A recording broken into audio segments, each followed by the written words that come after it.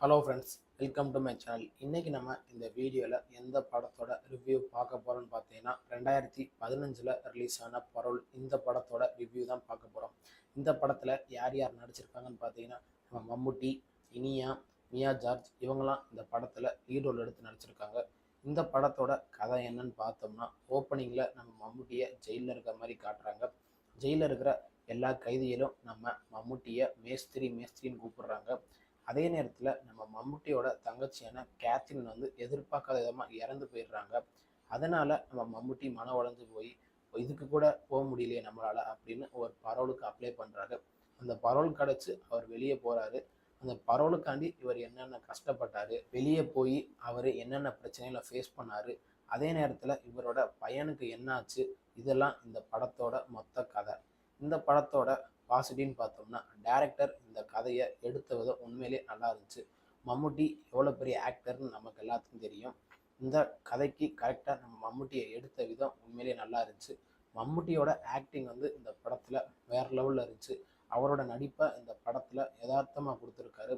அதே நேரத்தில் நம்ம மம்முட்டிக்கும் இனியாக்கும் நடக்கிற அந்த ரொமான்ஸ் காட்சிகள் எல்லாமே இந்த படத்தில் நல்லா அருமையாக இருந்துச்சு. படத்தில் காமெடி சீன்லாம் கொஞ்சம் நல்லாவே ஒர்க் அவுட் ஆயிருந்துச்சு. ரொமான்ஸ் சீன் எல்லாமே கொஞ்சம் நல்லாவே இருந்துச்சு. அடுத்து இந்த படத்தில் பாலிடிக்ஸ் சீன்லாம் கொஞ்சம் வச்சுருக்காங்க. கேரளாவில் கம்யூனிஸ்ட் வரதுக்கு முன்னாடி கேரளா எப்படி இருந்துச்சு, கம்யூனிஸ்ட் வந்த பிறகு கேரளா எப்படி இருந்துச்சு அப்படின்னு அதை காமிச்ச விதம் உண்மையிலேயே நல்லா இருந்துச்சு. அதுலேயும் மம்முட்டியோட சைல்ட்ஹுட் சீன் அதெல்லாம் உண்மையிலேயே டேரக்டர் வச்ச விதம் நல்லா இருந்துச்சு. அவர் அந்த யானையை துரத்துற சீன்லாம் உண்மையிலேயே வேறு லெவலில் இருந்துச்சு. படத்தில் எமோஷன் காட்சி எல்லாமே நல்லா இருந்துச்சு. முக்கியமாக ஒரு சீன் என்னன்னு பார்த்தீங்கன்னா, மம்முட்டி ரொம்ப நாள் கழித்து ஜெயிலிருந்து ஊருக்கு வரும்போது தன் பையனை பார்க்கணும் அப்படின்னு அவர் ஸ்கூலுக்கு போவார். அந்த ஸ்கூலில் அவர் எதிர்பார்க்காத விதமாக ஒரு சம்பவம் நடக்கும். அதை காமிச்சதும் உண்மையிலேயே நல்லா இருந்துச்சு. அடுத்து இந்த படத்தோட நெகட்டிவ் என்னன்னு பார்த்தோம்னா, இந்த கதை வந்து ஏற்கனவே நமக்கு பழக்கப்பட்ட கதை தான். மற்றபடி இந்த படத்தில் நெகட்டிவ்னு சொல்கிறதுக்கு ஒன்றும் பெருசாக இல்லை. ஏன்னா இந்த படம் வந்து 2015 ரிலீஸ் ஆன படம். அப்போது இந்த படத்தை பார்க்கும்போது உண்மையிலேயே நமக்கு நல்லா இருந்திருக்கும். இப்போ இந்த படத்தை பார்க்கும்போது என்னடா இது ஃபைட்டு, மிதிக்கிறான், எங்கேயோ போய் விழுகிறான் அப்படின்னு நமக்கு தோணும். ஆனால் இதே படத்தை 2015 பார்த்துருந்தா இது ஒரு நல்ல படம் அமைஞ்சிருக்கும். படத்தோட சினிமோட்டோகிராஃபரை நம்ம கண்டிப்பாக பாராட்டே ஆகணும். நான் எதுக்கு அப்படி சொல்கிறேன்னு படம் பார்க்கும்போது உங்களுக்கே தெரியும். ஏன்னா ஜெயிலை காட்டின சீனாக இருக்கட்டும், அவரோட சைல்ட்ஹுட் சீனை காமிச்ச சீனாக இருக்கட்டும், அந்த யானையை துரத்தும் போது அவர் பேசுகிற டைலாக்கு, அந்த கேமரா ஆங்கிள் அதை வச்ச விதமாக இருக்கட்டும், உண்மையிலே அதெல்லாம் நல்லா இருந்துச்சு. படத்தில் ஸ்க்ரீன் பிளே வந்து கொஞ்சம் விறுவிறுப்பாக போனாலும் சில இடத்துல நம்ம லேகை ஃபீல் பண்ண முடியும். அதெல்லாம் நம்ம டைரக்டர் அவாய்ட் பண்ணியிருக்கலாம். மற்றபடி இந்த படம் வந்து ஒரு நல்ல படம் தான்.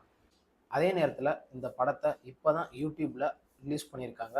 தமிழ் டப்பிங் வெர்ஷன்லேயும் அவைலபிளாக இருக்குது. இந்த படம் ஓடிடி தளமான அமேசான் பிரைம்லேயும் அவைலபிளாக இருக்குது. இந்த படத்தை தாராளமாக ஃபேமிலியோடு உட்காந்து பார்க்கலாம். எந்த 18+ காட்சிகளும் இந்த படத்தில் இல்லை. அதே மாதிரி இந்த படத்தை 2021 ரிலீஸ் பண்ணாங்க. திருப்பி ரீரிலீஸ் மாதிரி இந்த படத்தை இப்போ யூடியூப்பில் ரிலீஸ் பண்ணியிருக்காங்க. இந்த படத்துக்கு நம்ம கொடுக்க ரேட்டிங் பார்த்தீங்கன்னா 10க்கு 7.5 கொடுக்கலாம். இந்த வீடியோ உங்களுக்கு பிடிச்சிருந்தா மறக்காமல் நம்ம சேனலை லைக் பண்ணி, ஷேர் பண்ணி, கமெண்ட் பண்ணிடுங்க. இந்த வீடியோ உங்களுக்கு பிடிச்சிருந்தா மட்டும் நம்ம சேனலை சப்ஸ்கிரைப் பண்ணுங்கள். தேங்க்யூ ஃபார் வாட்சிங் திஸ் வீடியோ.